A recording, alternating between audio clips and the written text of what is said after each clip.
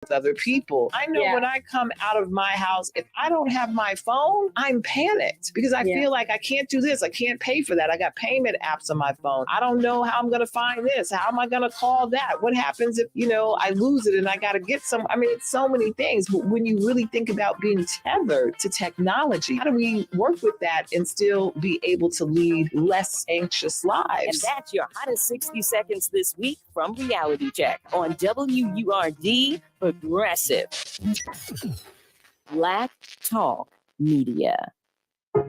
I'm Representative Joanna McClinton from Southwest Philly. I'm the Speaker of Pennsylvania's House of Representatives. My friend, Judge Dan McCaffrey, is the Democratic nominee for the Supreme Court. I'm asking you to vote for him and all the judges on the ballot this election day. Judge McCaffrey grew up in a working-class family in Philadelphia, served in the Army, and spent years supporting our community. As a judge here in Philly, Judge McCaffrey earned a reputation for being both hardworking and fair. Judge McCaffrey's endorsed by teachers, nurses, firefighters, and laborers across Pennsylvania because he knows that working people deserve the same justice as the rich and powerful. He is a champion of voting rights, civil rights, and women's rights. I know Judge McCaffrey's heart. He knows we need justice and safety. We can count on him to protect our neighborhoods. Please vote by November the 7th. Paid for by McCaffrey for Supreme Court. Universal Circus opens Friday, November 10th with flying motorcycles, firewalkers, and the never-before-seen 18-person Chinese trapeze. Universal opens Friday, November 10th at Fairmont Park. Go to universalcircus.com. Cannabis is legal in New Jersey for adults, but there are some things you should know in order to use it safely. Not everything out there is tested or labeled accurately, so only buy at licensed dispensaries. Cannabis can be harmful to children, so store it securely. Cannabis impairs driving, so don't drive for several hours after you've consumed it in any form. Get Cannabis Smart to stay cannabis safe. Learn more at njcrcgov.info/safe use. Are you looking for a new job? Are you looking to make an impact on Philadelphia's youth? Join the Philadelphia Department of Human Services. The Philadelphia Department of Human Services hires year-round for social workers and juvenile detention counselors. You'll receive paid training and support, earn benefits, and receive paid time off. Learn more about this career opportunity at phila.gov/DHS. That's philadelphia.gov/DHS. Get your career started with the Philadelphia Department of Human Services today. The job search can be a difficult and frustrating process. WURD's Livelihood Initiative was designed to help you find the right opportunity for your next professional move. Check out the recent openings posted on the Livelihood Job Board at wordworks.com. The Wagner Institute of Science is hiring a science outreach educator. The Bicycle Coalition of Greater Philadelphia is hiring both a director of finance and operations and an executive director. For more information on these jobs and others, go to wordworks.com and learn more about the Livelihood Initiative. Brought to you by WURD Radio, Progressive Black Talk Media. We're bringing joy and power to the people. This is WURD Radio, 900 AM and 96.1 FM, WURD, Philadelphia, celebrating 20 years of progressive Black Talk media. Streaming online at wordradio.com and the WURD Radio app. The views and opinions expressed by the guests, listeners, and hosts of any program on WURD Radio do not necessarily reflect those of the ownership, management, or advertisers of this station. I'm simply saying that life finds a way.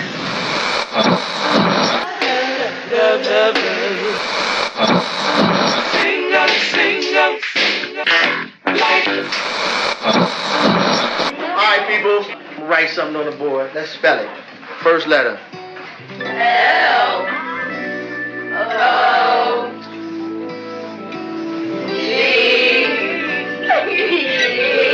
What's that? What? It's time.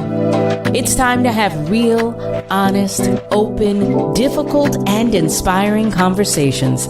It's time for Love and Life on WURD, Progressive Black Talk Media.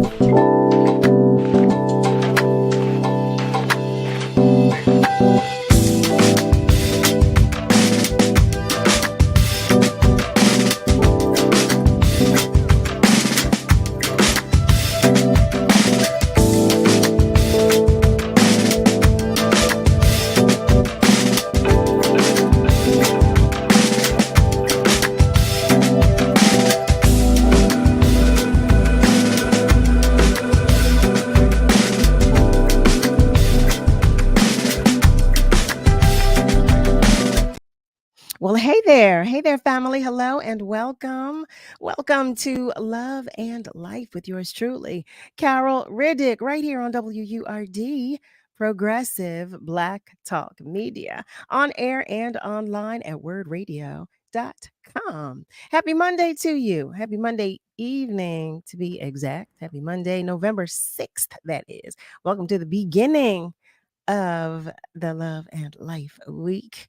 Nick and I are always happy to have you join us. As you know we are. You know we are. I hope you had a great weekend. I hope you had a wonderful weekend. That is. I want to say thank you to, where was I? Wait, North Carolina. I was somewhere in North Carolina. I want to say thank you to Raleigh-Durham, to the Raleigh-Durham area. Y'all were amazing. So thank you for all the love and the good time, and the good time. And I want to say that I am so happy about the Eagles, about that Eagles win yesterday. Hello, hello, hello, hello. Especially because it was against the Dallas Cowgirls. Just so happy about that. So happy about that. How are you feeling about that? And how are you making out with daylight savings time? Is it affecting you? And, is it driving you crazy? Are you okay? Does it not matter one way or the other? I don't know, but I do want to know. So tell me. I want to know it all. And you know that I do. To my fellow Scorpios, happy birthday to you, especially if you are celebrating a birthday today. I do want to send some love to Patty Jackson and Doc B, sending happy belated birthday wishes to our beloveds. I did reach out to them, but I want to do it publicly too. I want y'all to know all the love I have for the two of them. And I do. I do. What I do want to do before I go to our socials, because I want our family members to check in, and I want to give you time to do so. I want to let you know about a few things. The first of which is the harvest. WURD Radio is sharing a harvest for the world. Now through December 31st, visit wordradio.com to find information on upcoming give back events in the Philadelphia area. If your organization is hosting free clothing giveaways, food drives, free workshops, community dinners, and more, please share the details using the form on our website. Visit wordradio.com/the harvest and look for the harvest banner. It is harvest time, family, and we're sharing information on those giving back to the community. The harvest is brought to you by Comcast, Pico, Keystone First, and the United Way. We are WURD, Progressive Black Talk Media. Family, I'm going to remind you, I am. I want to remind everyone that we need the support of our community. Our Forward and Up campaign has an unprecedented goal for WURD Radio to recruit 2,000 members of the Forward movement. Now, I believe in WURD. I know you know that I do. And because you are listening, I know that you do too. So if you are not already a member of the Forward movement, well, now is the time. Go to wordradio.com and click membership right there at the top of the page. Help us to reach our goal of 2,000 members in our 20th year of Black Talk Media. The last thing I want to put on your mind is about the election. Tomorrow is election day. Tomorrow, Tuesday, November 7th, that is. So tune in for WURD's special coverage featuring City Council Live host Ernest Owens and Dr. James Peterson as they discuss the local elections, interview public officials, and look ahead to the 2024 national elections. This special coverage runs from 10 a.m. to 2 p.m. So be sure you tune in, and of course, before or after you get out to the polls. Okay. Family, all right, I want to go to our socials because it's time to check in. We got to do a little roll caller, if you will. So if you are joining us by way of our socials, let us know that you are out there. Send some love, share a comment, and I will do my best to read it on the air. Or, you can always give us a call, and you can do that by dialing 215-634-8065. You can even call us toll free by dialing 1-866-361-0949. 900 if you'd like to share some love with us verbally. We'll take it any way you share it. Lastly, but most certainly not least, for those of our family members whose hearts are a little heavy today, just know that I am sending you all the extra love and hugs that I can muster in this moment on behalf of your tribe and your village, just to let you know that you are not alone. You are not alone. We love you. All right, family, I'm going to go to our socials to see who's checking in. Malcolm says, I'm watching and listening from West Mount Airy. Hey there, Malcolm. How about those Eagles? He says, good evening, WURD family. Good evening. And then he said, how about those Eagles? That's what I'm talking about. I'm still happy about it. Can you tell? I mean, don't misunderstand me. I had to turn the game off at one moment because my anxiety had gotten to me. Brother Nasir is checking in. Hey there, Brother Nasir. He's sending peace and blessings to everybody. And he shares that he went to the Painted Bride on Friday to see Nasir Dickerson. Isn't he? He is amazing. He has an awesome show. Yes, he does. I love Nasir. See that? I'm sad I missed it. I'm so sad I missed it. Malcolm, well, see, if I'd known your cousins down there, I would have sent them some love. Brennan is checking in. Hey, Brennan. Brennan Williams, that is. Oh, wait now. Come on now. Brennan shares that he feels sad about the Cowboys losing. Yeah, let me get you. We don't want that energy. Raphael Suleiman is sharing a good evening. Good evening, Raphael. So happy that you are joining us as well. And Jay, hey, Jay, I've missed you. Jay shares, hey, my beautiful friend, I love you. Well, I love you more. All right. I want you to know it. Harry. Hey there, Harry. He's sending love and peace and blessings to the family. That's Harry Wims. And Craig Williams is checking in as well. He shares that he's proud to be a digital member of WURD. I love it.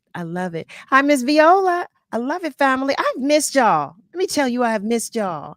I'm loving seeing all of you. Hi, Miss Viola. She shares, hi, everybody. So does Heather. Heather shares, I am here. And Nasir said, fly, Eagles, fly. That's what I'm talking about. My cousin June is checking in too. Hey, cuz. And so is Gary Bryant. He is checking in as well. Heather shares, she had to turn away too from the game. Listen, my heart was racing. I said, no. Before we move further, because I'm excited about this guest in the first hour, before we move further, I have to go to our phone lines because one of our family members is waiting to check in. Hello, and thank you for calling. Yeah, hi, Cal. How you doing? Hey, Ron. Yes, I'm glad that you went down South Carolina and, went there and had a nice time. I want to talk about our health care. I got a good primary doctor that has been with me since 2019.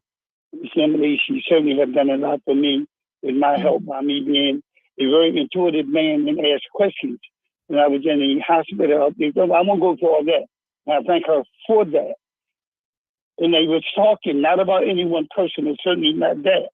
A lot of women are going through a lot of things with their health. Not only the breast cancer, which is a very serious thing, but our young generation of women, even the ones that's in the corporate, working in corporate and stuff like that, they're going through some mental stress time because all the money they paid into the institutions of indoctrination and things like that, when they come out with the jobs, they're not making enough money to sustain themselves as far as, house and cars and things that they need, simple things that they need. So I certainly hope in this administration, and even with the city, there's some things we can do because it don't look very good. I know two families, that one son is in college and two girls, and what they're going through with this new stuff that's out here, that they smoking and stuff. So they're running into a lot of problems. These people are not even 40 years of age having problems. So there's a lot of things that hopefully that this country can really begin to look at and to give people the assistance they have paid into this institution of this country here. And then we see all the money that they're giving to, to protect other people in the country, which is important. But it's the mental attitude, and the help must be there to help them. I make a recommendation to you, not to tell you what to do. I would like to just like you and Mr. Malcolm and the 2-3 other people that you named before I got on. That's the conversation that I would like to see, and not to take away from the seriousness of that, of what's taking place, Cal. And because even with you as a host, once again, I did not tell a female adult person what to think or how, what to say. But it comes into your spirit if you start taking on this stuff. And I don't think that because you haven't been in radio very long. I like the engagement when those guys call you and engage with you and all like that. It gives a solution to the problem. Because some of these things we cannot really solve. But maybe, Cal, you can do some reading up on this. And that maybe Mr. Malcolm and the other guys who you named, Mr. Miller, I want y'all to read up on the Marshall Plan, which I talked about it years and years ago over, and the station remember over. Wait, Ron, on the what? Read up on the what? The Marshall Plan, where they built. Oh, Marshall Plan, okay. The Marshall, General George Marshall, peace prizer. He was the head of it to build with the private sector to build Germany back up. And I know that the government gave a lot of money that was supposed to go into the infrastructure of our country, and we really need that with bridges and stuff. But we must really invest. And with this economy, I use myself as an example that my grandkids and stuff, they're not that old, so now I got to help them. And this is what families are for. They are for to do that. So only thing Ryan is saying is just, maybe we want to begin to tell our government, let's give our young people like y'all and many others under that opportunity to be able to live their lives, the ones who are paid to go to college. And because when you look at Medicare and Medicaid, it is a distinction. I talk about that all the time. So I'm saying all this with my cup running over as I look at the television and I see all the mayhem that's taking place over there. And then again, whether you're a Muslim, Muhammad said if the mountain won't come to Muhammad, then Muhammad will go to the mountain. What do I mean by that? And that means that we must prepare our people mentally. Our young people and some of the older people are going through some terrible mental things that's going through. So that's why people like yourself. And I'm going to tell Jill Scott, I'm going to ask Jill if she would tell Mr. Cookie, call Mr. Cookie and just ask about me. Because I've been going up there way before I knew you, helping them with them children up there.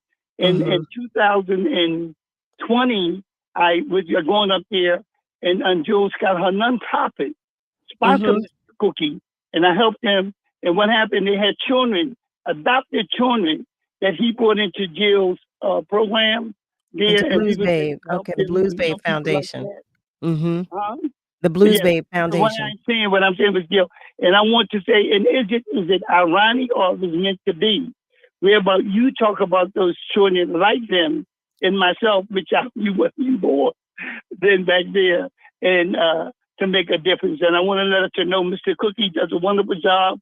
We did a beautiful job. And I'll just say this.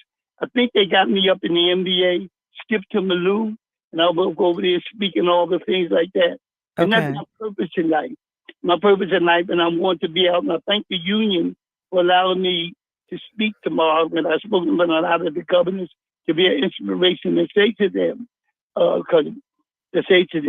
let us try to invest in more things with our students and giving, especially the students and even the working class people, where they can live their life. Ron, I have a question for you. Have you also been paying attention to the mayoral forum? Yes, I have. You have? Yes, I have. Let me say this.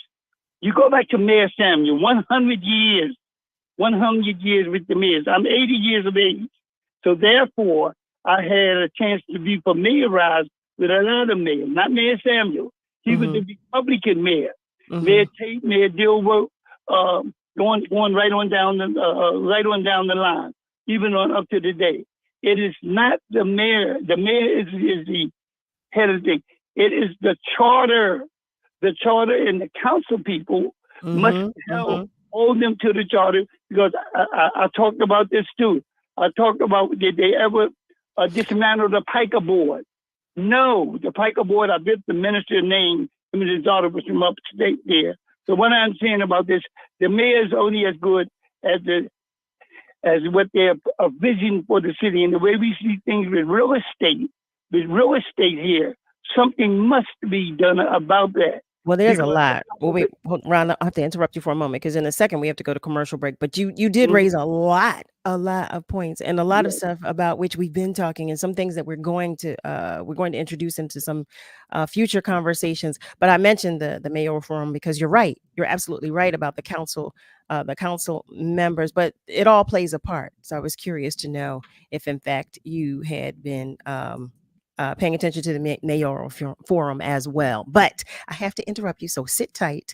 Family, listen, the phone lines are still open, and feel free to continue to comment on our socials. We're taking just a short commercial break, but we will be right back.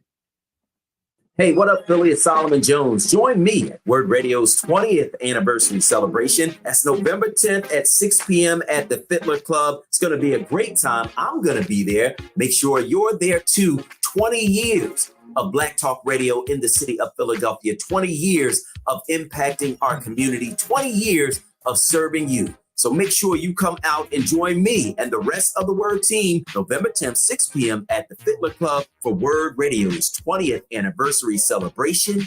Be there. For tickets and information, please visit wordradio.com/20th anniversary. WURD Radio Digital Tip of the Month is brought to you by Comcast. With the cost of today's devices going up every year, you might want to think about buying a refurbished gadget for your next upgrade. Here are some things to think about before you buy. There is a difference between refurbished and open box. An open box gadget is usually still new, while refurbished devices have been repaired or restored in some way. Make sure you buy devices that were refurbished by the original manufacturer or have been factory certified. It might be a good idea to get a warranty in this case, otherwise you may fall victim to an as-is product that doesn't work. And finally, don't buy any refurbished electronics that don't come with some sort of return policy. You don't want to get stuck with a final sale that ends up dying after a week. Buying used can be a great way to save money while still getting a like-new device. Just make sure you do your homework first. Stay tuned to WURD for more tips and stay connected with us at wordradio.com. Operation Hug the Block. 77 nights on the most violence-impacted blocks in Philadelphia. A nightly series of Peace Patrol vigils is happening right now from 10 p.m. to 4 a.m. on blocks with 10 or more shootings since 2015. The operation will run until November 7th, Election Day. Hug the Block is spearheaded by Jamal Johnson of Stop Killing Us and Philly Troops. To see if you live on or near one of Philly's most violence-impacted blocks, go to phillytroops.com and click on Operation Hug the Block. Teachers shape the future. Right now, in a classroom somewhere in the United States, there's a teacher inspiring a future scientist who will make preventing pandemics their life's work. Sharpening the mind of an aspiring environmentalist who'll help combat climate change, and generating possibilities for a student who'll be the first in their family to graduate college. Explore a career that leaves a legacy you can be proud of. Teach.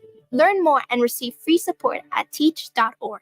This is your celebration. Hi, this is Cuba Gooding Jr. And Lee Daniels. I just want to say congratulations to WURD 900 AM as the voice of the community. Keep up the good work and continue to spread the word. Yes, sir. We're celebrating 20 years of progressive Black Talk Media.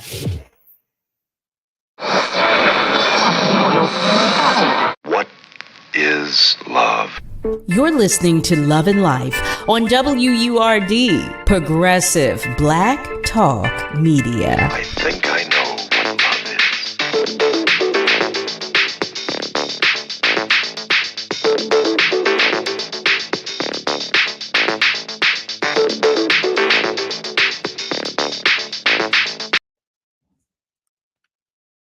Well, hello there, family. Welcome back. Welcome back to Love and Life with yours truly, Carol Riddick, right here on WURD. Before the break, we were talking with one of our family members, Ron, and Ron raised so many good points. Some of the subject matter about which he spoke are topics that are ongoing here. We talk about quite often, but one of them, that whole conversation about Medicare and Medicaid I was having, and the insurance.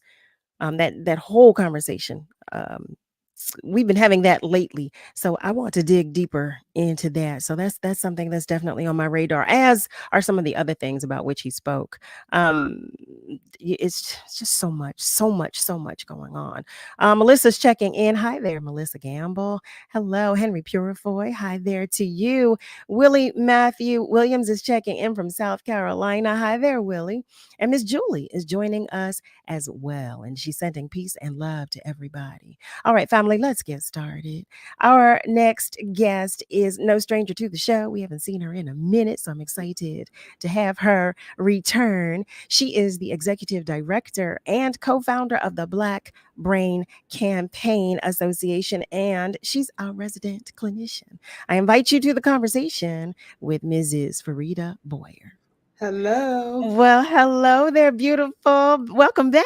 Yes, I've been all over. I can't even imagine where I was at for the last couple of weeks. I'm just trying to be here today. Wait, I know that feeling. I know that feeling. When you wake up and you're sorry, no, where am I today? But God, you know what? It's a blessing. It's a blessing. So there are no complaints. It's a blessing. Absolutely. Yes. But we are happy to have you back. And I know, look, just know that we enjoy Dr. Nixon, but we always love having you with us as well. So Dr. Nixon is going to come back and visit with us sometime too. Yes. Yes. She's gonna fill in when I'm going.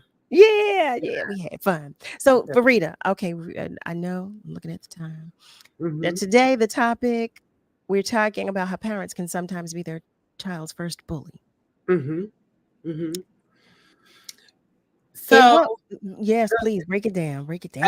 It's so a lot of times when we think about even like being parents, we learned how to parent based on what we learned as children. So most of the time if you were abused and received beatings as a child, more than likely, because that's what you learned, how you learn to discipline, you are more than likely to repeat those same behaviors until you learn how to do something different, or you learn that that's not specifically working. So a lot of times being a parent is a stressful job. It's no handbook to say, and especially now I have a lot of conversations just with people in general about the way we parent today, is because some of the things that we experience as parents, our parents didn't have to experience those things. So when you're talking about,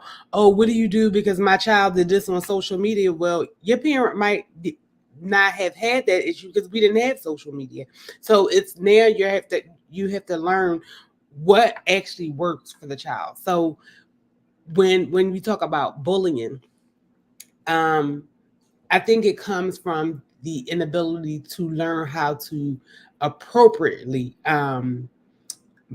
assist your child with modifying behavior. So if you don't know how to do that, it could come off as being bullied because you have that power. Bullying is more about power, having power over someone else. And as parents, we do have power over our children. But it's also, we need to be teaching them like right from wrong, as opposed to using bullying techniques or tactics to address issues with children. So in saying that, like, what are some ways that some parents indirectly bully their children? And I don't want to say like bully. I know that it's such a, but kind of making them do things. It's sometimes I watch trash TV and just so my mind is not thinking, but it made me think when you just said that. It made me think of an instance where it was a parent who had their child stealing from a store. If you're telling your child to take something that you know is wrong, you're bullying. You have that power over them to make them do something that you want them to do. It could be just things around the house, like natural things around the house. It's kind of like putting them in certain circumstances that is not good for their well-being. And that's kind of how I can, I guess, describe. So how would that show up, or how would that affect a child in their adulthood, or a person, an individual, I should say? More than likely, they're going to repeat the behavior. I shared before that I used to be a teacher, an elementary school teacher. And when children go to school and they're engaging with other children, you can kind of see what happens through their behaviors. Oh, where they learn, because you're in a classroom with them most of the time. So if you're not teaching them in the classroom, these behaviors, they're learning it from somewhere else. So it could be from home. So they mimic what they see. So when you say, how does that impact them in childhood? If they don't address the behavior or learn something new, it could be devastating to who they are as a person. It could be them being abusive, physically, mentally, and abusive to other people. So it definitely impacts you as you grow older if you don't modify the behavior. And I'm listening to you say that, and you're talking about certain behaviors being learned behaviors, and it coming. But I'm thinking, how is that child's behavior to be modified if they're learning the behavior directly from their parent, and that's the like predominantly the individual or the individuals, right? Whose company in which they'll be. So a lot of things can happen. It could be addressed in school. If you see as a teacher, if you see certain behaviors, you can ask that parent to come up to school and have a conversation with them. I would recommend bringing like a third party in, a school counselor to sit in on the conversation to address the issue, because a lot of times we don't know. The parent may not know that their behavior is impacting the child, or so you want to have an honest conversation, and it may be a conversation that the child is not in the room, because you don't want the child to hear another adult reprimanding, so to speak, their parent. So it may be a conversation that's had separate from the child. I notice your child is doing ABC. You want to talk about it, because like I said, they may not know or may not be aware of their behavior in this way, because if it was a learned behavior, it could have been passed down to them. So then if it's my mom did it, my dad did it, I don't see it as an issue. This is how I'm parenting my child. However, it's just not working. I was just about to ask what would your suggestion be for navigating the scenario where the parent doesn't see anything wrong with the behavior, because it, as you just said, it was passed down to them, and helping them to understand, just because it was passed down doesn't make it right. We see people do things, or adults do things. Think about when you were younger, because we only had house phones. We didn't have our own cell phone. Answer the phone, tell them I'm not here. Well, you're teaching the child a lie, because clearly you're in the house and you want somebody to tell somebody else that you're not home. So actually just explain it to them in a non-judgmental way. I'm not judging you. I understand, and giving them the opportunity to speak about it, and helping them to understand the other things that you can do besides what you're doing, because that's not working, and it's also impacting your child. Oh my goodness, it just sounds like so. Oh Lord, that just felt so heavy.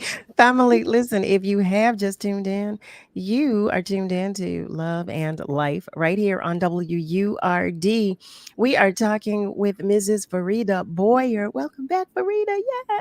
And we are talking about how parents can sometimes be their child's first bully. I hate to say that, because it just sounds harsh. It sounds so harsh. But it is a reality that parents. It's real. Yeah, it's real. It is real. It is real. I do want to check in, or acknowledge, I should say, some of our family members who are checking in. Miss Rosalind, hi there, beautiful. Rosalind Allen, that is. She's sending good evening love to everybody. Everybody. Peace and love to everybody. Miss Sarah Lomax, happy Monday. She says to the entire WURD family. And in Nzenga Bay, hi there, beautiful. She's sending love to everybody. Hi, Nzenga. Miss Lily is checking in as well. And she's sending love to us all. She says, this is such an excellent topic with Sister Boyer. She loves that. She loves that. Henry shares that we need more encouragement for children and less beatings. That's that I want to sit with that topic for a moment. I want to go back to that. He also shares about the mayor's race. City workers need to find out where their pension funds are being invested. They could be investing in something that is gentrification or building of prisons. Reverend Al Sharpton got the city of New York to invest with Robert F. Smith, the richest black man in America. He paid off Howard University's tuition. That's an interesting topic as well. We'll talk about that sometime. Timothy is checking in. Hi there, Timothy. And he's sending a hello to everybody. So Henry's comment about needing more encouragement and less beatings. So as we talk about beating a child, and I know bullying, it could be verbal, it could be physical. The bullying can show up in different ways. I've seen. How do you know that a child is actually being bullied, or if this is like, isolated behavior? Is there a way to know? Is there a way to identify if they're being bullied at home, like by a parent? Mm-hmm. Now, I think bullying is actually different from beating, because sometimes they might show up with physical ailments that like, okay, why is your arm in a sling? What happened? And let me say this, because it's my responsibility. One, I'm a mandated reporter. If anybody tells me that a child is being beat, it's my responsibility to report it. It's several of us in certain occupations that it's our job to, it's our job as mandated reporters. But when you talk about when he mentioned beatings, and we need to. Yeah, I wasn't mixing. I'm mixing apples with oranges. But I just still wanted to address what he said. Because you're not allowed to beat your children. It's just not effective, because I'm not sure if you got it. I used to get beatings when I was younger, and no shade to my mom. I feel like she did what she knew how to do. My mom and my father, they did what they learned to do. However, when I got older and learned, like, okay, and even thinking about myself, the beating hurt for a moment, but the behavior was still there. So it's more impactful for us to have a conversation to figure out what is happening. Why are you behaving this way? To try to understand what's happening for that person, that child, that you would even want to beat them. A lot of times beatings show up, or bullying, is because we don't know how to address the issue. So this is the easier way out. It's like, I don't know what else to do, so let me try this because this is what worked for them. Let me see if it works for me. When it's not working at all, if we could find out the root cause of the problem and try to understand what's actually happening. Most people, children, adults, whomever, act out for a reason. So we want to understand what's going on for that person, so that we can then address the issue. So, you know what? I think I had a thought process going, but when I was asking you the last question that I asked, but I was confusing that with asking if a child is being bullied at home, is there a way to be able to identify in how it's affecting a child's social skills? Look, so it depends on the environment that the child is in. For you to, as a therapist, there's certain things and certain questions that I could ask. We do an intake sheet, so it's certain things that I would ask just to see what's happening for the child at home. The only way that you would probably be able to identify if something is happening, bullying or beating for a child, is for you to observe the behavior, which means like you wouldn't be able to see it if you're just in a mark, just doing nothing. You would have to observe the behavior to see, all right, how is this child behaving? Because most of the time, like I said, they mimic those behaviors. So you may see them doing something to another child. So you would have to look at them in the context of their environment to see what's actually happening for them. Right. I have so many questions, Farida. It is time for us to take just another short commercial break. But family, listen, stay with us because we will be right back.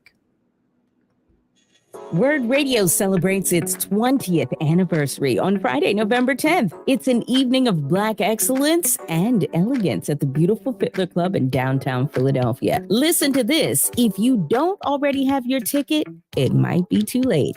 Tickets are sold out, but I hear there's a waiting list. For more details, stay tuned. If you have your ticket, then we look forward to seeing you this Friday, November 10th. Our 20th anniversary celebration is brought to you by Thomas Jefferson University Health, Tucker Law Group, Wells Fargo, Keystone First, Mainline Health, Penn Medicine, the Pennsylvania Lottery, Community College of Philadelphia, and the Independence Media Foundation.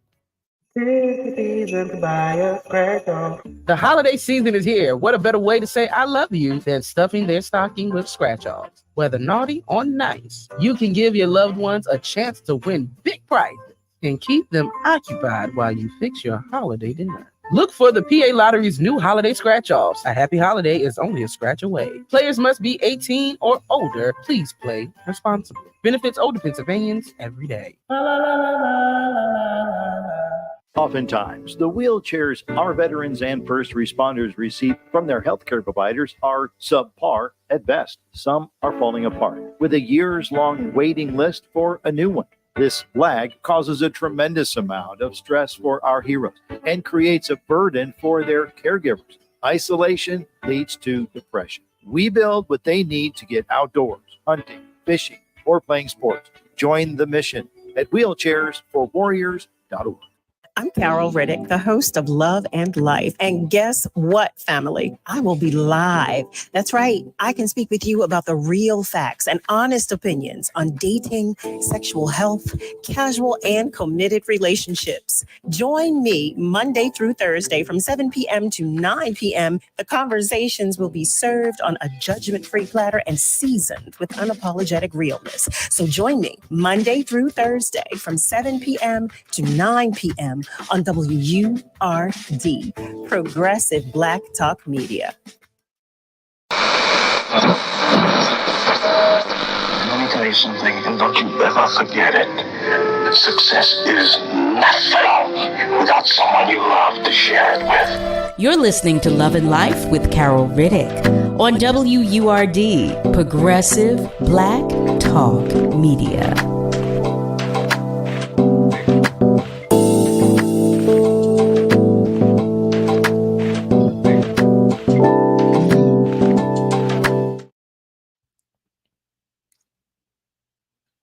Well, hello there, family. Welcome back. You are tuned in to Love and Life with yours truly, Carol Riddick, right here on WURD. We are talking with Mrs. Farida Boyer, our resident clinician, and we're talking about how parents can sometimes be their child's first bully. Before we move forward, though, I do want to invite Nick to the conversation. Nick had a comment before the commercial break and we had to run really quickly. So Nick, hi there, first of all, and welcome to the conversation.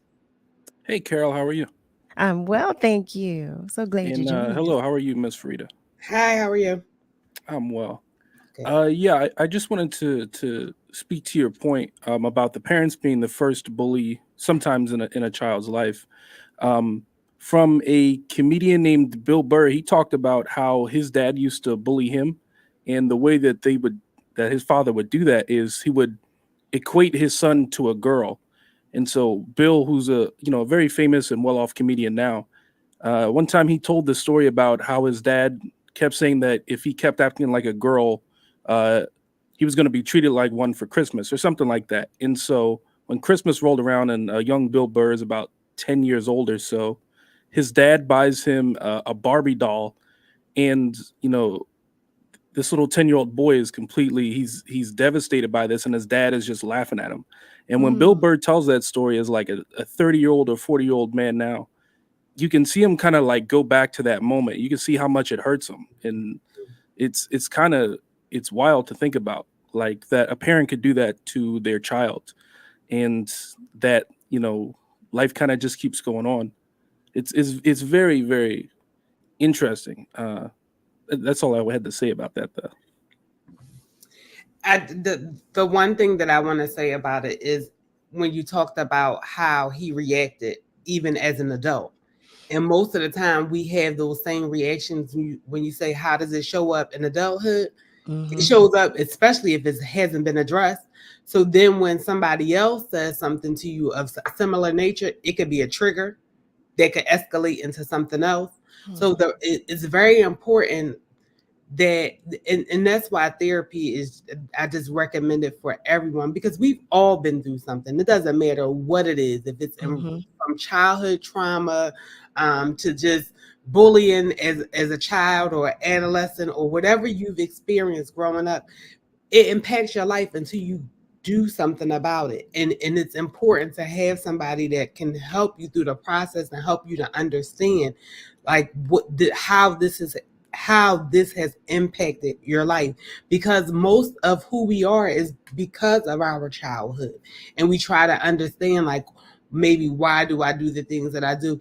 I wouldn't be surprised when you talk about the comedian, was his father bullied by his father? Because where did he learn that behavior from? And it might not even been his father. It could have been a father, uncle, cousin, older brother. It could have been anyone, but it's, where did you learn these behaviors from? And trying to understand, okay, you learned how to do these, or you learned to say these things, because I'm sure there was another way to address his behavior without having to call him any derogatory term, because it has impacted his life up into adulthood. And for him, I don't know him, but it could have, he could question his sexuality. It could cause so many other things that we don't think about. So words can hurt. So to just address that, it's very important for us to get our mental health, as Ryan spoke about earlier. Like,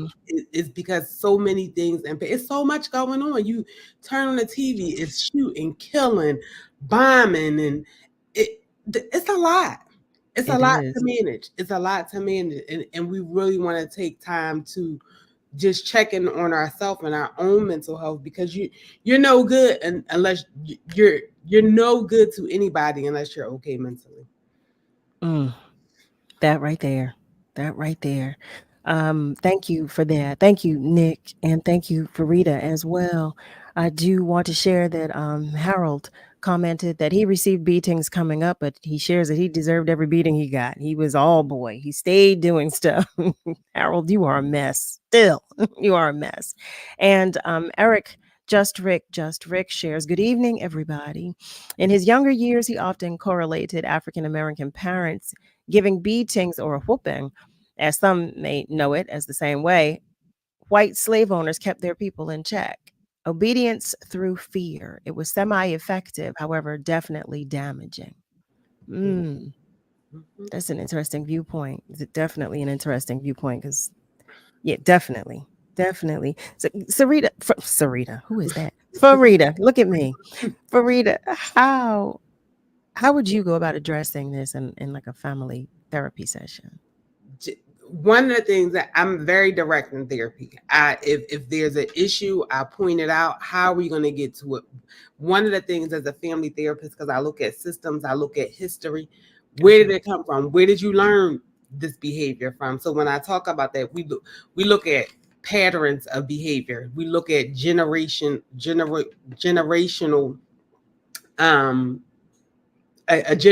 we look at 3 generations of like a family history. Okay. So I talk about your grandparents, I talk about your parents, and what was life like for them, so that one, it helps give me a better understanding of who you are in the context of your family, so that I'm learning about, okay, where did some of these behaviors come from.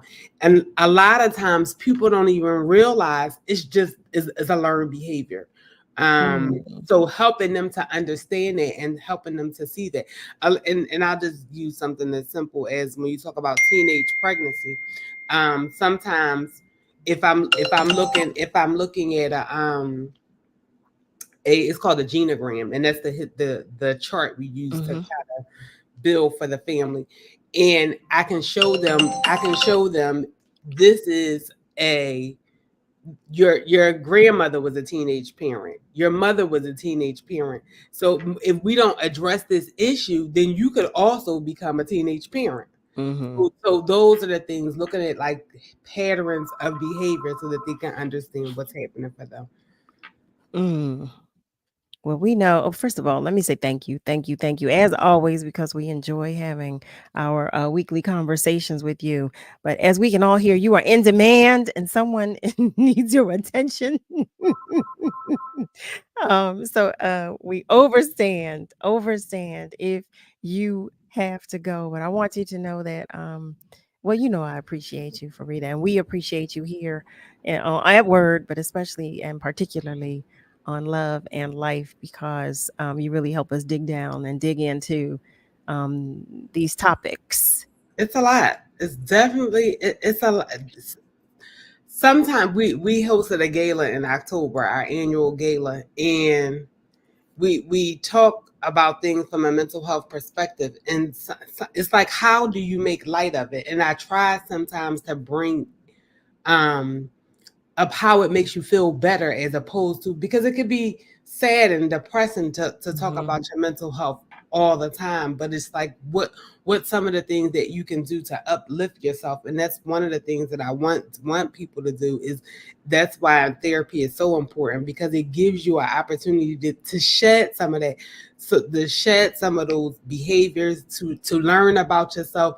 And sometimes in therapy you leave feeling like, why am I going to come back here? Because I don't want to talk about this anymore. But sometimes it's like you feel about 10 pounds lighter because you were able to process and figure out what was going on. And when you're able to do that, it makes you feel better overall. Thank you for that. Family, if you have just joined us, you are tuned in to Love and Life right here on WURD with yours truly, Carol Riddick.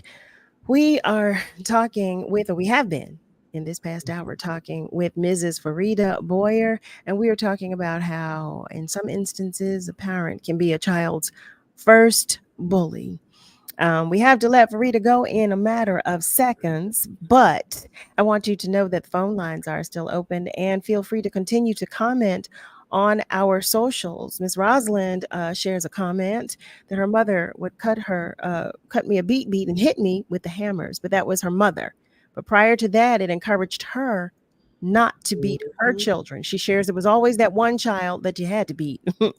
He just wouldn't miss it. But when he became 12, she said she couldn't do it anymore, and she made sure that she and her children were in therapy.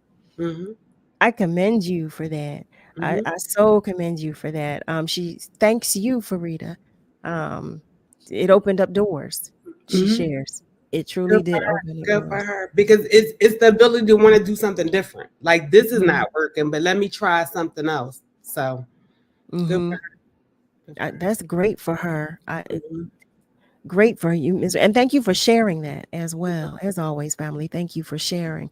What we're going to do right now, though, we're going to take just a short commercial break. Oh, before we do, Ms. Julie has a comment for you, Ms. Farida. Great topic. I think that what you mentioned is why pre-kindergarten through elementary school students cling on to their teachers. And that may be a sign, because they feel safe in that space. Yeah. Yeah. How about that? All right. So now what we're going to do, we're going to take a short commercial break, and we're going to let Farida go. Farida, God willing, we'll see you next week. Yes. Okay. Family, stay with us, because we will be right back. Bye. It's the WURD Hot 6 Hot 60. Here's the hottest 60 seconds you missed this week on Evening Words. What do you say to folks who are becoming less, if anything, supportive of Israel and more concerned about the murder and tragedy that's going on in Gaza right now? I think one of the most important things to remember about the Israel and Palestinian situation is this has been going on for a long time. There has been discord. Israel was attacked by all her surrounding neighbors and has been at war pretty much for 70 years. There's a lot of ignorance around the conflict. People don't really understand what's going on. But what I can tell you is that just because you're pro-Israel doesn't mean you're anti-Palestinian. You can support the self-determination of the Palestinian people and yet reject Hamas and their terrorism that they inflict not only on the Palestinian people, because Palestinians are the greatest victims of Hamas's terrorism, but also on the Israelis. I mean, on October 7th, they essentially had what will equate to their 9/11. Mm-hmm. On 9/11, we lost about 3,400 people were killed in New York City. Mm-hmm. And if you take the population of Israel, which is almost 9 million, and they lost about 1,400 by a percentage, that's equivalent to us losing 40,000 people in a terrorist attack. Mm-hmm. If Cuba came into Key West and murdered 40,000 people, what would the United States be doing to Cuba right now? And that's your hottest 60 seconds this week from Evening Words on WURD, Progressive Black Talk Media. Universal Circus opens Friday, November 10th at Fairmont Park, and the action is everywhere. In the air, with flying motorcycles, wire walkers, and the never-before-seen 18-person Chinese trapeze. In the ring, with Caribbean fire, gravity-defying strongmen, and the Kids Dance Contest. And in the crowd, where you get to dance, sing, and raise the roof. Universal Circus opens Friday, November 10th at Fairmont Park. Go to universalcircus.com. This WURD public service announcement is a reminder that every voice and every vote counts. We are committed to keeping you informed, and we encourage you to participate in the process. Hi, everyone. This is Dr. Lucille Ijoy. Now, Sarah Lomax, the president of WURD Radio, she said, yes, let us talk about voting. It's a serious topic, so here goes. I register, I vote, I must. Now, I know you said, I've heard you say that before. Yes, I've been saying that for years. I register, I vote, I must. I hope you will join in and say, I register, I vote, I must. Can we do it fast and slowly? Yes, we can. Sometimes we say, I register, I vote, I must. And sometimes we say, I register, I vote, I must. Just keep the pace. Think about it. This is serious. God's blessings to us all. I register, I vote, I must. This PSA is a part of Every Voice, Every Vote, a collaborative project of the Lenfest Institute for Journalism, with lead support provided by the William Penn Foundation. Learn more at www.everyvoice-everyvote.org. Editorial content is created independently of the project's donors. Every child deserves an education, yet nearly 130 million girls are excluded from the classroom worldwide. Even when girls are in school, many don't receive a quality education. This isn't just a social issue, it's economic. The World Bank estimates gender inequality costs the global economy $160 trillion. Help CARE ensure everyone can go back to school at care.org/backtoschool. And now, in the midst of challenging times, our Black spaces, our voices, and our stories are under attack. Our goal? To reach 2,000 members by the end of the year. We need your support now more than ever. WURD Radio has been your trusted source for Black talk media for 20 years, and we want to continue making history for another 20. This is urgent, and the time to act is now. Help us move forward and up to reach our goal. Visit wordradio.com and join the movement. Let's stand together. Let's make a difference. Go to wordradio.com and become a member today. Start your mornings off right with WURD. Tune in to Wake Up with WURD, hosted by award-winning journalist Solomon Jones, every weekday morning from 7 a.m. to 10 a.m. This morning show is filled with news, entertainment, dialogue, debates, and hot topics. Tune in to Wake Up with WURD, hosted by Solomon Jones, every weekday morning from 7 a.m. to 10 a.m. Only on WURD, Progressive Black Talk Media. Celebrating 20 years of progressive Black talk media. This is WURD, 900 AM and 96.1 FM, Philadelphia. Streaming online at wordradio.com and the WURD Radio app. what is love? You're listening to Love and Life on WURD, Progressive Black Talk Media. I think I know what love is.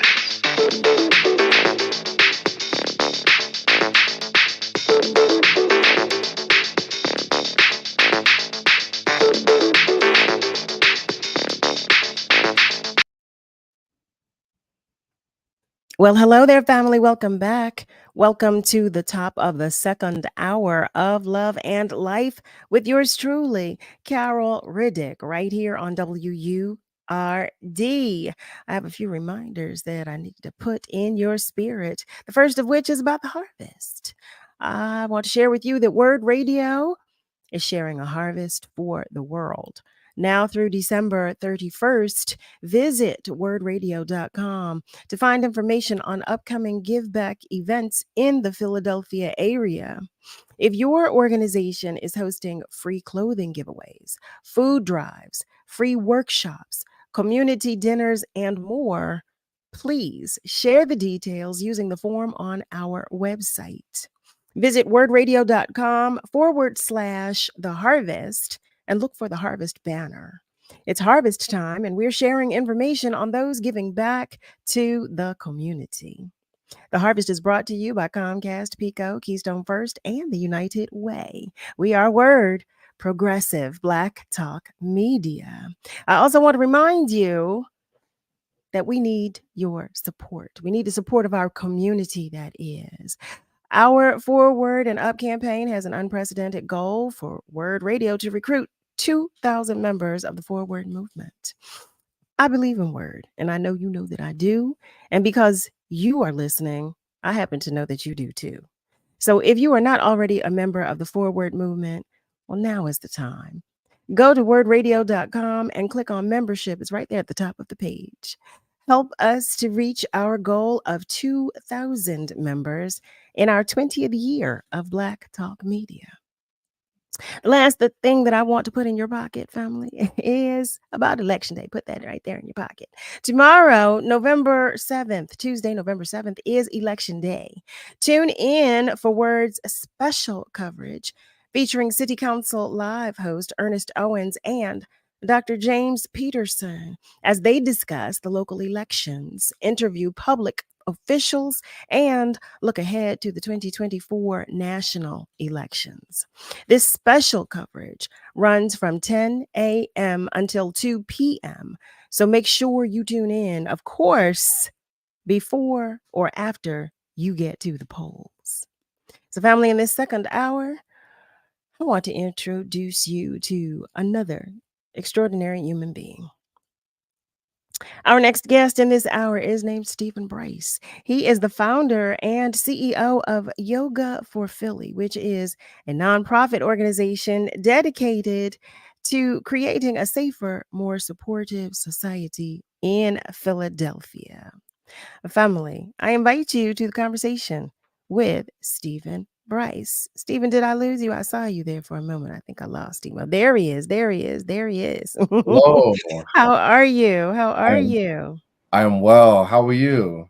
I too am well. And I thank you so much for joining us. Thank you for having me. I'm excited about our conversation. You and I both. I want to hear all about Yoga4Philly. First of all, can you tell our family members a little about you, from where you come, where'd you grow up, and all that good stuff? Absolutely. I'm Stephen Brice, born and raised in New York City to Haitian parents. I went to school in Texas, got a number of different degrees, and then I eventually moved to Philadelphia, which is what I call the place of my purpose. It's a dream come true for me to be in Philadelphia, actually. And so here is where I am, as I like to call it, doing my part to make the world a better place. So Philadelphia is the headquarters of all that I'm doing in the world. And my purpose in the world is to be liberated and to liberate for a better social world.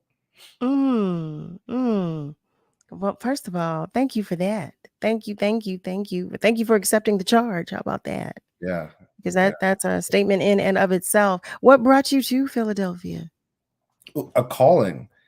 I remember I was in my dorm room in 2009, and I'm at my core, I'm a pastor, I'm a preacher, and so at the time I was thinking about church planning, and the original plan was for me to relocate to New York City, but I just had a random curiosity as I was in my dorm room, wondering what are some other places in the East Coast that might need a fresh Christian expression.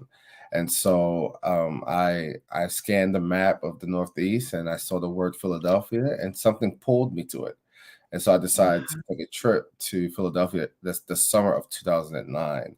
And when I did, I just felt something. So I told myself I'm going to visit this city once a year to see if there's something to this pulling. And every year since 2009 up to 2018, I would visit the city, and every year I would have this pull towards this city. And so I just followed my gut. Well, look at that. See that? It was a calling, not a charge. Thank you for answering the call. How about that? Thank you. I want to share that Sister Joanne Dorman, hi there, beautiful. She is joining us and she's sending peace and love. And Miss Lily, she shares, welcome, Brother Brice. Welcome, welcome. So, welcome to the Love and Life family. So, I know the hour goes by so quickly, and I want our family members to know all about Yoga4Philly. Well, first of all, I don't want it to be lost on anyone that you did share with us. You just shared with us about your background, your Christian background. You said, of course, you skipped over that when you were saying, "Yeah, I went here, I went there, I went to school here." Then you just kind of tossed that in there. You kind of threw it. Yeah, you caught that. Yes, I did. Yes, I did. Yes, I did. But I think it goes hand in hand with yoga to a degree. It's very spiritual. So I'm curious to know what inspired you to create Yoga4Philly. Yeah, so and just a quick warning, it might be a trigger warning here, as I'm getting ready to share how I started Yoga4Philly. I was battling depression for 5 years. I was suicidal. I was just going through the dark night of the soul, this season of intense darkness. And for me, my experience was more so the struggle between knowing who you are right now and while yet having a vision of who you need to become, and just remorsing over that tension, that eulogy in a sense, where you're saying goodbye to the old you to embark on a new journey. And so towards the end of 2014, I was listening to one of Russell Simmons' interviews. And if you know anything about Russell, Russell is big on practicing yoga and meditation and being vegan. So I decided to try something new to help me cope with my then crisis. And so on January the 1st, 2015, I went on YouTube and started the 30 Days of Yoga with Adrian. I didn't have a yoga mat or anything. I was just doing yoga on my carpet. But I fell in love with the practice of yoga. I joined the studio while living in Dallas, Texas at the time that the Studio Sync Yoga Wellness Center became my everything. I was there 7 days a week. Some days I'll stay for a second class. I just loved that space. But I couldn't help but to realize that oftentimes I was the only Black male in that space. And so knowing the trauma that people of color live with and face on a daily basis, I knew that this space needed to be made more accessible to people of color. So when I finally moved to Philadelphia on June the 28th, 2018 at 6:57 a.m., I became the happiest person alive. And as I was settling here in this city, that thought that I had while on the yoga mat about doing something about making yoga more accessible surfaced. And so I launched Yoga4Philly on April the 23rd, 2019. Wow. Well, how about kudos and congratulations again for accepting transition, because I know that could not have been number one, an easy decision. It's never easy to shed. It's never easy. You know, it's that's not an easy process for anybody. And it's frightening. It is so frightening because even in dysfunction, there's a familiarity. And you know, knowing that you have to get away from that, knowing that there is better, and knowing that you want to do better and have to do better are not always easy. So I congratulate you on that. Congratulations, tremendous congratulations to you on that. But and also yoga, I have to agree with you that when I tried yoga a few times. I had I still have not been able to do all my poses, but I will say this: I do appreciate the calm. I love spaces where there is calm. Yeah. And I love the still. I find so much comfort in the still, no matter where I am. And I've even remarked, family, I don't know if you remember or recall me saying this in the past. I was saying that, with as much chaos as we dealt, with which we were dealt during the height of the pandemic, I appreciated the still of it all. When we were made to sit, when we were made to stand, still. Right. I found a level of comfort in that. And I'm equating the two only because when you're in a space where you are being asked to shut everything out, which is what we do in yoga, Right. it's a beautiful thing, but yet it's a calming thing, and it is also a spiritual thing. Absolutely. Absolutely. You're spot on. I couldn't agree anymore. It is. So I appreciate you for starting Yoga4Philly, number one, but something you said, which was so true, because I don't know that I ever saw a Black man in any of the classes that I took, any of the yoga classes. Now, mind you, this was a few years ago, Yeah. but I don't recall ever seeing a man of color even in any of the yoga classes that I took. And we always talk here about especially in today's day and age, about our mental health, and in these COVID compromised times, how it's so important to become in tune with yourself, with your body, to know what works for you, what does not work for you, and to find a place of peace upon which you can call, Absolutely. and I believe yoga helps you to do that. Right. It definitely helps you to do that. Like, even if you're not sitting on your mat, you can be somewhere else, and you can call on that moment where you were in your still, you were in your calm, you were in your moment of comfort. So, oh my goodness, I so appreciate that. You said April 23rd, 2018. 2019. 19. Wow. That's a wonderful thing. So I was reading a little about Yoga4Philly, and the one thing that I did share with our family members is in your statement that you're dedicated to creating a safer, more supportive society. I love that. That pulled me in, but I'm curious to know if you could talk with us about that and some of the ways in which Yoga4Philly does so. Yeah. When I was going through my depression, I became aware of, it's like I was living in it, but I was also able to be objective, to kind of separate myself from the crisis and to inspect what was going on, and what I might have been lacking. And one of the things I was lacking was safe environments, to be honest. I'm going through a religious, spiritual, existential crisis. I have a bunch of questions, but there aren't a lot of ears that are willing or have the capacity to hold these questions. And so I paid attention to how it felt to be unsafe, to be known, to be liked, but be unseen by people. And so part of the underlining impulse of all the things that I'm doing in the world, whether that is within Yoga4Philly or outside of Yoga4Philly, I want to be a safe space for people. And so as I get to lead and to cast vision and set culture, everything that I have my hands on, I will ensure that people feel safe. We want to make sure that people can show up in their most authentic way, that all bodies are welcome, all kinds of bodies are welcome. This is a safe space. You know what? I did not ask you to share with our family members where Yoga4Philly is located. How about that?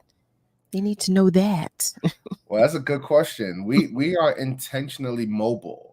So we are all over the city of Philadelphia. We go to the schools, we go to the senior residential spaces. We partner with different organizations like Esperanza Health Center, where we borrow a space to host community classes. Enon Tabernacle Baptist Church is another partner of ours that allows us to use space. So we strategically have decided to be mobile so that we could keep our overhead low and we could primarily invest in the mission that we're embarking on. I love that. I love that, and that way you can concentrate on the mission that you have, like you said. Right. And you have so many great partnerships of which you just named. Yeah. Shout out to them. Yeah, how about that? Absolutely. So you were talking about the different initiatives. You touched on different initiatives. What type of work does Yoga4Philly do in the community and in the schools in the Philadelphia area? Or is it just the Philadelphia area? Or is it the tri-state? It's beyond, and that's not part of our current story now. But maybe our conversation will lead me to talk a little bit more about that a little bit later. But to answer your question pertaining to the initiatives, we have about 6 initiatives. One being our donation-based community classes. So during the warmer summer months, we go out into the parks all over the city and host community-based classes. We have a couple of classes, indoor community-based classes in South Philadelphia. So the intention behind our donation-based classes is just to make yoga accessible, right? We're showing up to your neighborhood, it's right where you live. Bring your yoga mat, let's practice, let's do some yoga. We also have our Yoga for Seniors, where we go to and partner with residential spaces and share yoga with our amazing seniors. We believe that seniors deserve and should have access to yoga as well. Yoga also belongs to seniors. We have our Yoga for Parkinson's disease in partnership with the Parkinson Council, as well as Enon Tabernacle Baptist Church. And so we offer free yoga for individuals with Parkinson's disease. We also have our prenatal yoga classes for women of color. We understand that the mortality rate for women of color during their pregnancy years is three times higher than that of women, white women. And so part of the reason for that is the lack of mindfulness and wellness. And so we decided to step into that hole and to provide free yoga for women of color during their pregnancy years. And then we have our Yoga for Kids initiative, where we are in over 30 schools in the Philadelphia area offering yoga and meditation for students and staff, and sometimes family members. And so we have a lot going on. And even our virtual presence, we have our monthly Mindful Mondays meditation, where we invite people from all over the world to sign on and let's meditate together for 20 minutes. Stephen, you cannot just throw that out there and not tell us how we can partake in the month. I mean, there's so much about what you just said that I definitely am going to go back to. But since that's the last thing you just said, how do we partake in Monday mindfulness? Yeah, absolutely. Just visit yoga4philly.org and go to the event section. You should see a flyer, the Mindful Monday flyer on there. And just register, and we'll reach out, give you all the info. I love it. Family, one thing I want to share with you, well, another thing I should say I want to share with you, and I'm talking into a commercial break, but when we come back, I definitely want you to talk more about this, Stephen, but I want to share with our family members before this break that you receive certification in every single area about which you just spoke. You yoga for Parkinson's disease. You received certification for that. You're trauma informed yoga teacher training. Like I appreciate your intention. I truly do appreciate your intention. It's strategic and intentional, and I love that. I love that and appreciate it. But I definitely want to hear more about all of the certifications that you received when we come back, and I want you to talk more as well about your service. You hold a Master of Divinity in missional theology. Yeah. I want to hear about that too. Stephen, Yeah, don't absolutely. you dare hold back on us. Family, listen, we're going to take just a short commercial break, but when we come back, we're going to continue this conversation with Stephen Brice of Yoga4Philly. But don't go anywhere. Stay with us because we'll be right back. I'm Tanya Pendleton, the host of Reality Check. It airs on WURD 10 a.m. to 1 p.m. Monday through Wednesday. Join me at WURD's 20th anniversary celebration, November 10th, 6 p.m. at the Fiddler Club. You can buy your tickets at wordradio.com/20th anniversary, and you should, because I'll be there and I'm going to be enjoying myself along with everybody else in the WURD family. We've been surviving and thriving for 20 years, and we want you to come out and help us celebrate 20 years. That's right, 20 of progressive Black talk media. WURD Radio Digital Tip of the Month is brought to you by Comcast. If you've ever used the internet at all, some of your personal information is out there floating around on the web. Depending on what you do online and the websites you visit, companies can store and sell your data over and over again. But a new app called Permission Slip might be able to help you get some of your privacy back. Permission Slip was developed by the nonprofit watchdog organization Consumer Reports and promises to help you see how much of your personal data companies collect and then act on your behalf to get it back. Once you know what data a company is collecting on you, the app will help you file a request to that company asking it to stop selling your personal info. You can also ask the company to delete your account and any data associated with it as well. And the best part about it, it's free to use for iPhone and Android users. So if you're feeling like your privacy is at risk online, use Permission Slip to take back control of your data. Stay tuned to WURD for more tips and stay connected with us at wordradio.com. The job search can be a difficult and frustrating process. WURD's Livelihood Initiative was designed to help you find the right opportunity for your next professional move. Check out the recent openings posted on the Livelihood job board at wordworks.com. The Wagner Institute of Science is hiring a science outreach educator. The Bicycle Coalition of Greater Philadelphia is hiring both a director of finance and operations and an executive director.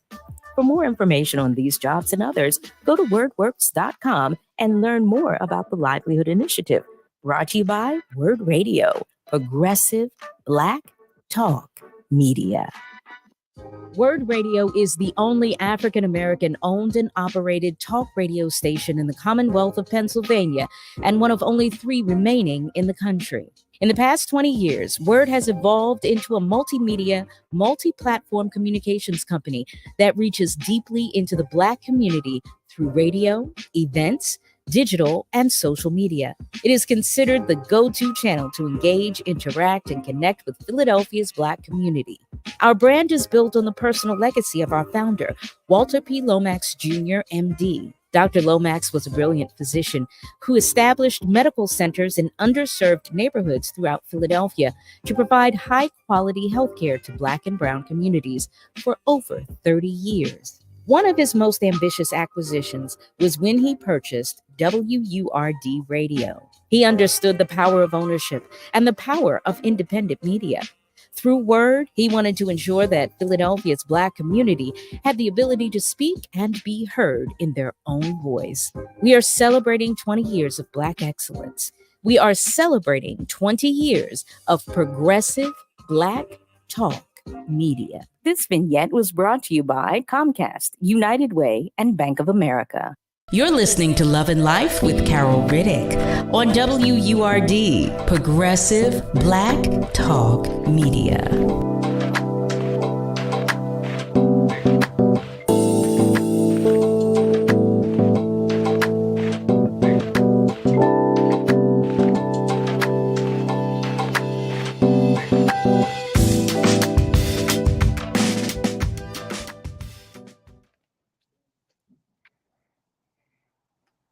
Well, hello there, family. Welcome back. You are tuned in to Love and Life with yours truly, Carol Riddick, and we are talking with Stephen Brice of Yoga4Philly. Before the last commercial break, I was sharing with you all that I so appreciate. I was sharing with him that I so appreciate his intention, having received all of the certification. So it wasn't as if you said, okay, I'm going to start this business, but I'm going to hire some people, with, who have these specialties, who's that's not what I'm going to do. I mean, that may have come after, but you yourself, you really did the work. Absolutely.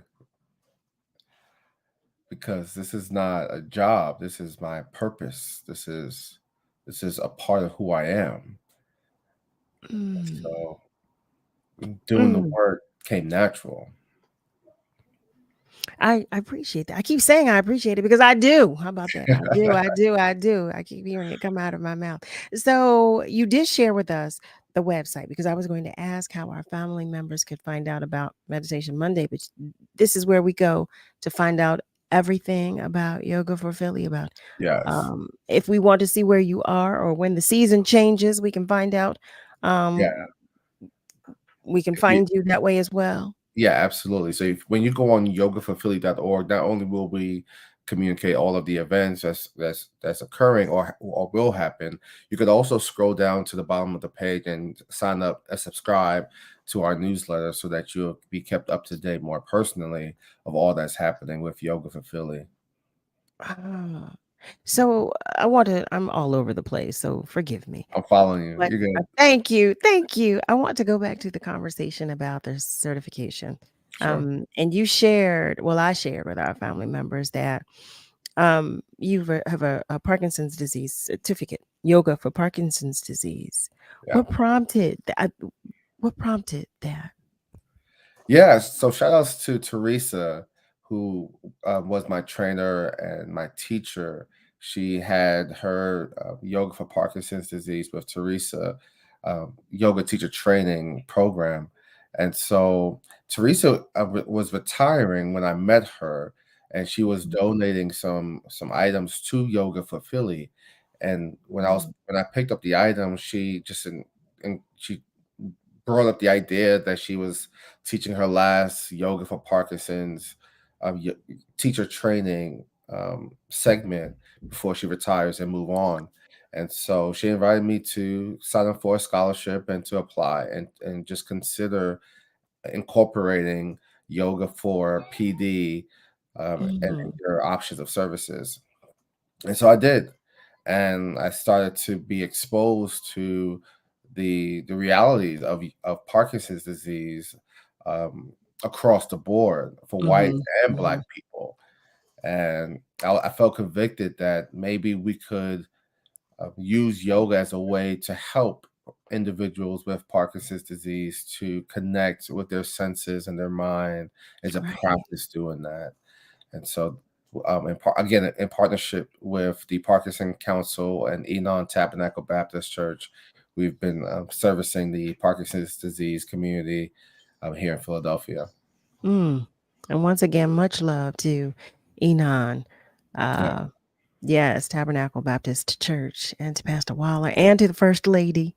Much love. I do want to acknowledge some of our family members who are checking in. Shirley Bryant, hi there, beautiful. She is checking in from Florida and sending good evening love to everybody. We receive it and send it right back to you. Joey Dixon, hey there, Joey. Brother Joey is checking in. He's sending love, and he says, vote. He shares one love and jazz to everybody. I love it. And Ms. Roslyn says she knows seniors that go to yoga every day. They go all the time. So I love that too. So can you talk with us about let me ask you this, because I'm assuming that you have prenatal classes with Yoga4Philly. Do you? And if so, can you share with us? You do? Okay. Can you share with us about those classes? Absolutely. So we are still working out the logistics with Enon Tabernacle Baptist Church. Shout outs to them. They are one of our biggest partners, the greatest supporters. We're still working out the logistics of relaunching the class, but it will be coming soon, hopefully in the winter of season. But we're imagining it might be on a Wednesday evening at Enon. Wow. And how is it helpful? How is yoga helpful to women during their pregnancies? Well, I'm gonna take my time around this answer. I've never experienced pregnancy, so I want to be very careful here. But I've been told that yoga helps women who are pregnant to manage their central nervous system. When yeah, so I'm already struggling here. Women tend to experience various forms of stress and aggravation, various emotions during their prenatal years. And so being able to practice breathing helps them find center, helps them calm down in many ways. Yoga helps women to maintain flexibility or to experience greater flexibility, which is helpful for them when they're either lying down, sitting, and when things get uncomfortable. They also have options on how to release tension within their bodies through the practice of yoga. That is And then, awesome. of course, during pregnancy is supportive due to the flexibility of the body, the looseness of the body. Mm-hmm. The delivery process is also a much bearable, respectfully speaking.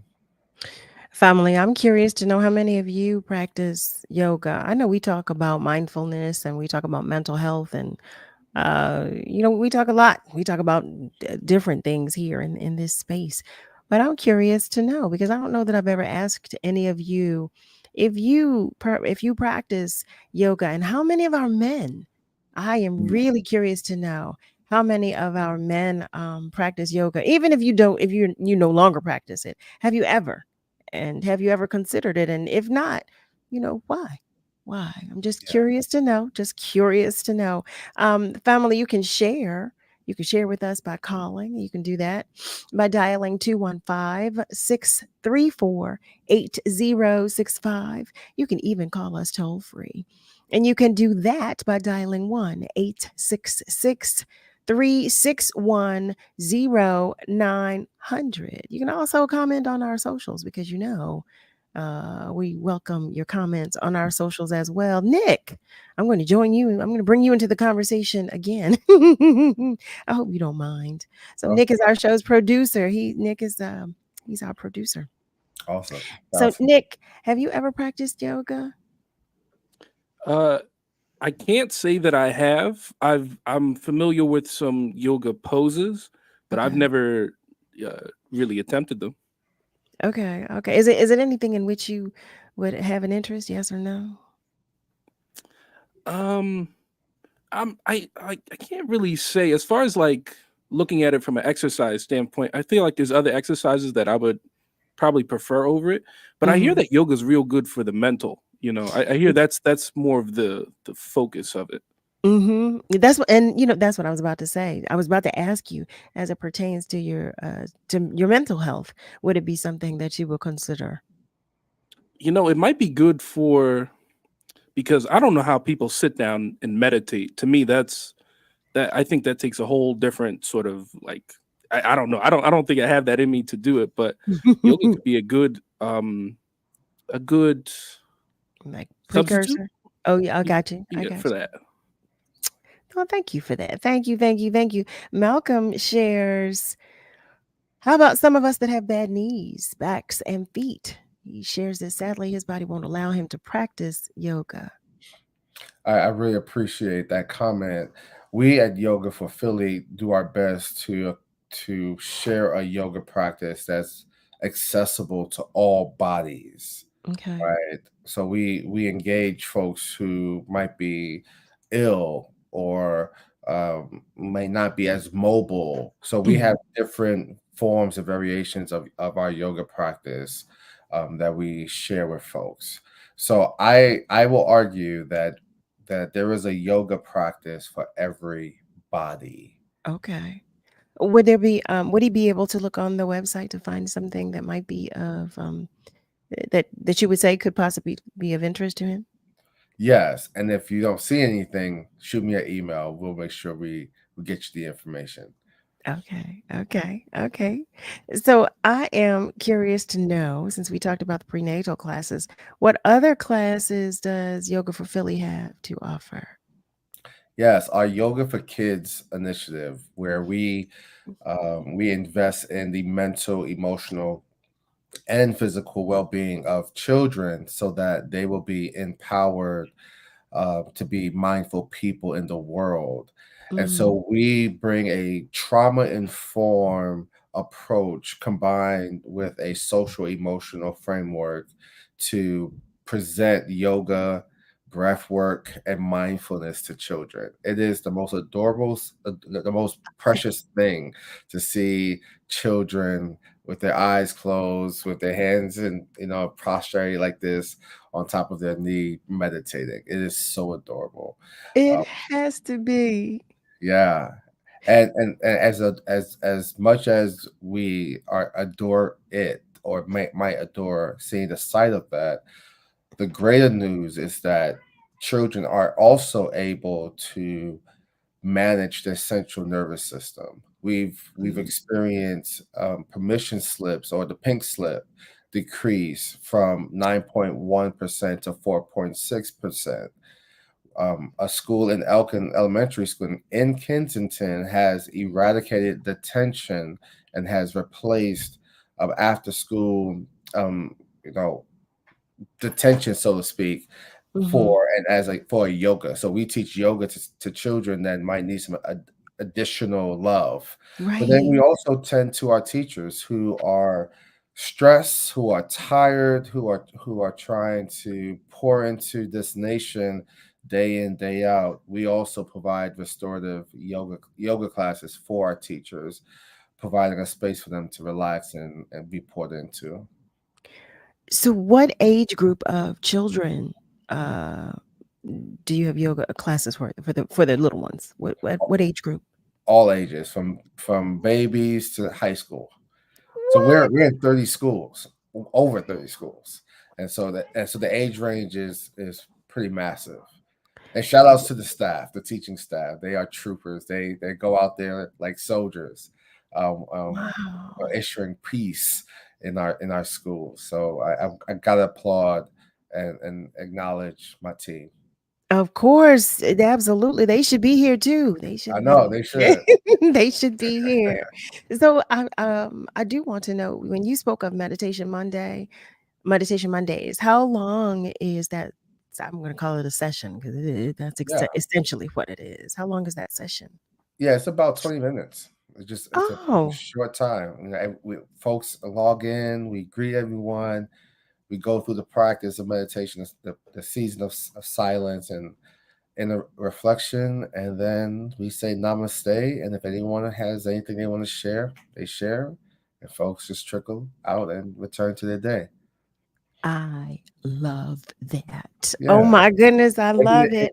accessible, so we don't have to sit for the whole hour meditating. We could tap in for just 20 minutes or so Hmm. and feel the effect. And so, at what time of day do you do it on Mondays? 12 p.m. Eastern. 12. Oh, that's a good time. Yeah, Okay, 12 12 p.m. I like it. 12 p.m. Eastern time. Okay, okay. Family, hey there. Yep, I'm talking to you.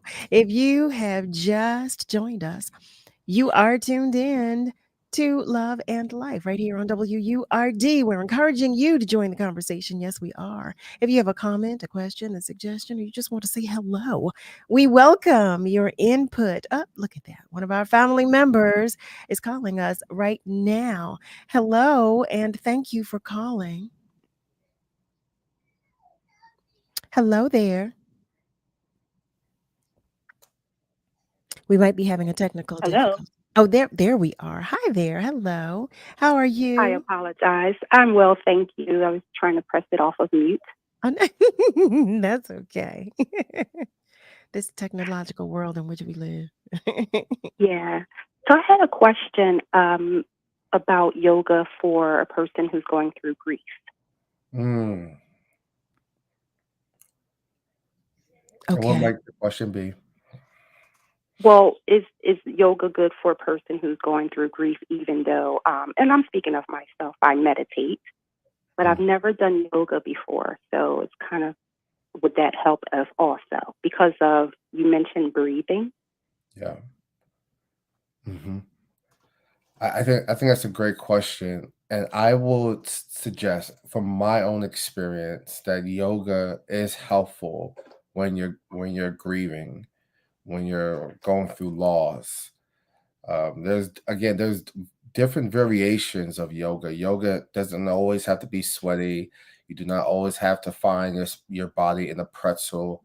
There are various forms and styles of yoga. There's yoga for bereavement. There's yoga for releasing energy that no longer serves you. So I believe that yoga can be helpful. Do you all have I'm sorry, to your question, do you all have any specific classes or sessions that would cater to someone in this particular situation or someone who is experiencing grief? Yeah, so we'll do private sessions. Okay.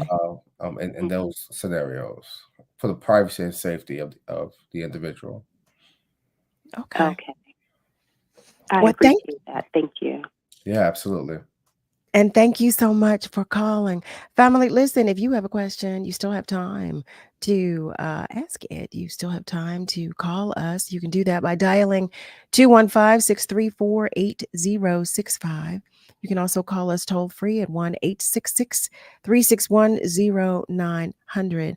I just want to send all my love and some extra hugs to our caller that just left us. Just know that you're not alone. Just know that. Know that you are not alone. And I mean that with every fiber of my being. Do you hear me? I love you. I do. Family, stay with us because we're going to take just a short commercial break, but we will be right back. Tune into WURD Radio this Thursday at 10 a.m. for City Council Live, hosted by Ernest Owens. Join conversations that matter to your community with your local City Council members. This November, WURD honors those who served in the United States Armed Forces. Today, we acknowledge the first Black Marine Corps aviator and general. Born in Topeka, Kansas, March 2nd, 1932, this veteran enlisted in the Navy in June 1950. He served in both the United States Navy and the United States Marine Corps. He participated in the Korean and Vietnam Wars, was awarded the Distinguished Service Medal, Defense Superior Service Medal, Legion of Merit, Distinguished Flying Cross, and Purple Heart. WURD acknowledges Lieutenant General Frank E. Peterson Jr. This Veterans Day vignette was brought to you by the Pennsylvania Lottery. The Pennsylvania Lottery benefits older Pennsylvanians every day. Pollution from trucks is a public health crisis. Diesel-burning trucks belch dangerous levels of pollution, and communities living near ports and along freight corridors breathe especially high levels of this dirty air. But this crisis has a solution. My name is Sasan Sadat, and I work for Earth Justice. I'm working to clean up our air quality, particularly for communities that bear the burden of diesel pollution. For the sake of our lungs, our health, and our climate, the future of trucking in this country has got to be zero emissions. Until then, I will never rest. Earth Justice is a national legal nonprofit defending the environment and people's health. Earth Justice is fighting to save lives, protect our climate, and strengthen our economy through the shift to zero emissions. If clean air matters to you, visit us at earthjustice.org. Earth Justice, because the earth needs a good lawyer. Did you know Henry Ossawa Tanner, the first internationally known African-American painter, lived and studied right here in Philadelphia? As the first Black student admitted to the prestigious Pennsylvania Academy of the Fine Arts, Tanner broke barriers with his innovative moving paintings and influenced generations of artists around the world. To find out more about the efforts to preserve his legacy and North Philadelphia childhood home, visit thetannerhouse.org, a message from the Friends of the Tanner House. What is love? You're listening to Love and Life on WURD, Progressive Black Talk Media. I think I know what love is.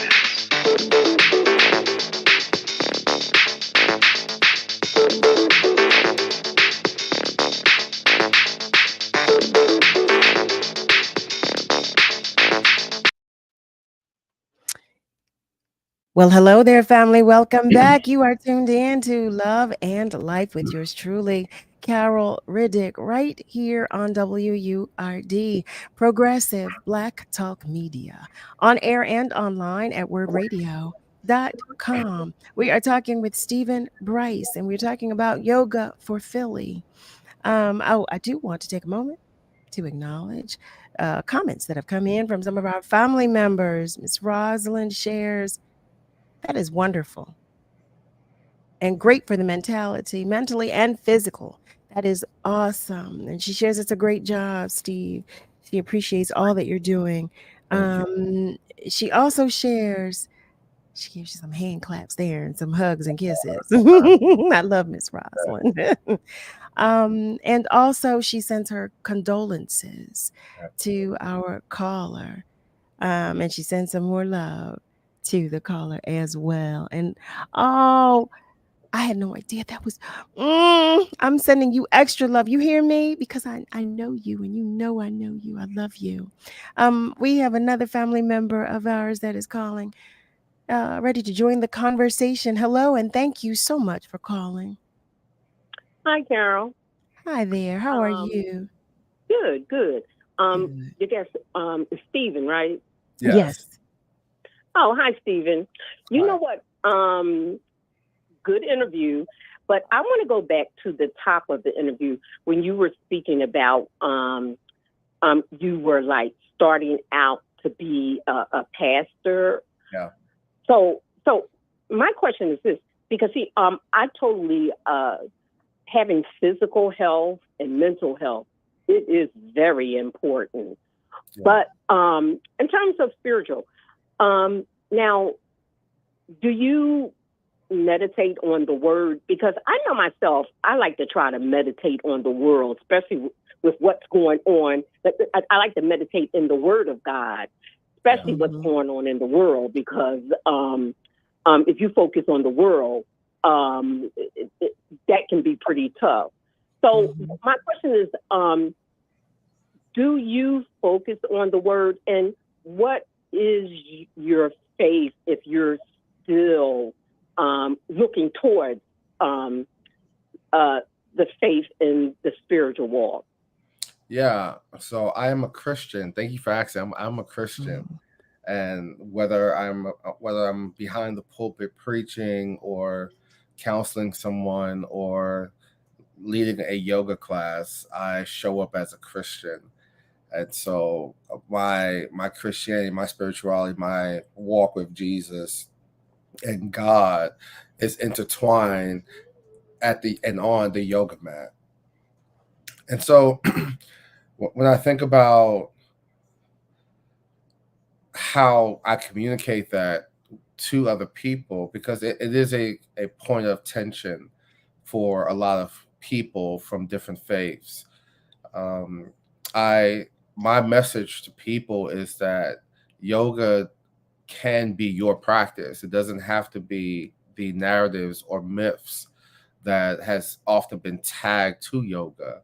You can be whoever you are and practice yoga. It is in itself accessible to you as well. That's good. Now, I want, here's my last question. Now, when you spoke about Russell Simmons, I know he was into also eating a more healthier diet, because matter of fact, I know he was like vegan, I believe it is, where he didn't eat meat or any dairy or anything like that. So are you a stickler for yourself, not even talking to clients, but for yourself, are you a stickler to eating healthy? In theory, yes. I was vegan for 5 years. And however, during the pandemic, I started to crave jerk chicken. And, all of us was going through our own little situations, being isolated. And so I decided to treat myself to jerk chicken. And the rest is history. But I do my best to adhere to a healthy eating lifestyle as much as possible. Right. So, yeah. Okay. Fantastic. I am enjoying the interview. Thank you, Stephen. Thank you, Carol. Thank you so much. Thank you for calling. Stephen, I want to pick your brain on one last thing. You alluded earlier to some initiatives, I believe it was, if I'm correct, some initiatives. You said, well, if the conversation leads me that way, well, Oh I'm yeah. leading the conversation that way. We have about 2 minutes, and Sure. so I'm curious to know what you could share with us about that. Yeah. So in 2001, or rather during the pandemic taught us that our impact had grown from the state of Pennsylvania to people from all over the world. We've had people from across the United States, folks in the UK, Haiti, Mexico, Germany, and the like. And so I decided to um, think about a fresh 10-year executive vision. And part of that was the idea to change our name from Yoga4Philly to Yoga for the World, where we are working to multiply Yoga for the World chapters all over the world, starting right here through our Yoga4Philly chapter. And so there's a lot of things happening even now as I speak that's going to push us and move us closer to our ultimate dreams. Kudos again. Wow. Wow. Well, the conversation, as you shared and as I said, is ongoing about our mental health. We definitely need to find different avenues. We need to find what works for us, and why not start with trying yoga, at least to be equipped with some tools to help us to find our still, to find our comfort level, to find a place of comfort, a place of peace. Why not? Why not? I do want to share that one of our family members, Kristen, hi there, Kristen. Kristen Howard is joining us from Arizona. Hey there. Always happy to have our family members. Let us know, because I told you we love all the love you share, and we will take it how you share it, whether it's via our socials or it's via a phone call. Miss Lily shares, I love his response. Healthy eating in theory only. Miss Lily, you are not alone, okay? I love that response too. Kristen has a question. Kristen shares, how often does Stephen practice yoga to maintain a good work-life balance? Yeah, that's a great question. Shout out to Kristen again. I I try to practice yoga every day as much as possible, whether it's in the morning or at 3 o'clock in the afternoon. For some reason, 3 o'clock in the afternoon plays some nice neo soul music in the background. It's the perfect recipe for a nice, juicy, stress release, a cleansing practice. And so it's either in the morning time or at 3 o'clock. Look. Yeah, I don't know why it's 3 o'clock. That's the hour. That's the hour. That's what it is. Miss Rosalind, she shares, cross the world. Go, Stephen. Thank you, Go, Rob. Stephen. She says Stephen got it going on across the world, nationwide. And Brennan shares he loves this conversation. No bad energy.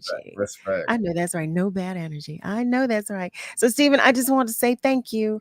Thank you. Thank you so much. And I hope that you will come back to visit with us Absolutely. again. Don't be surprised now when you see me in meditation on Monday. I love it. I love Oh, it. before we go, though, before we begin to wrap, Monica has a question. Hi there, beautiful. Monica Lyons, that is. She's asking how you feel about hot yoga. Hot yoga really is my favorite. I love I love it too. I love it. I love it. I love it. Although it was years ago when I tried it. I'm a woman of a certain season right now. I don't know if I could survive hot yoga, but but I did love it. I did love it. But again, thank you so much, Stephen. And we welcome you back. We cannot wait for your return. And thank you so much. That's yoga4philly.org. Yes, and we have a fundraiser that kicks off today, our Yoga for Kids fundraiser. Here we have it. Through our kindness platform, we're looking to raise $10,000 to support us being in more than 30 schools in the school district. So if you all can help us out with that, please do.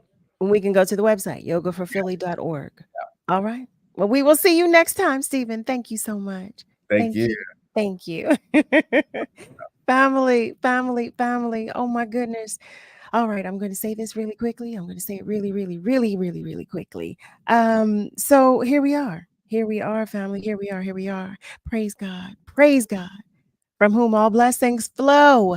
Thank you, thank you, thank you to our guests tonight, to our callers, and to our caller who is going through a hard time right now. Please know from your entire village and tribe that you are not alone. Do you hear me? I want you to hear me and I need you to feel what I'm saying. You are not alone.